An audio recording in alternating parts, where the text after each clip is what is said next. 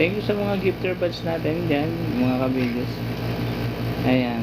Yung amount natin, nagbabago yan. Depende sa pag-sale ko. Kung gusto nyong sale ko ngayon, mag-comment kayo kung alin ang gusto nyo. Tingnan natin kung maibibigay natin ng kaya natin. Ha? Ayan. So, comment lang. Ito yung ating mga ano to hindi ito yung mga galing Divisoria.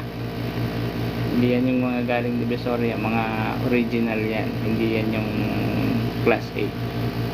So, yung presyo niyan, presyong balik puhunan lang yan. Yan ay galing sa mga mall. Ayan. Kung dinagdagan ko pa yan, lalong mas mahal pa. Diba? Ayan.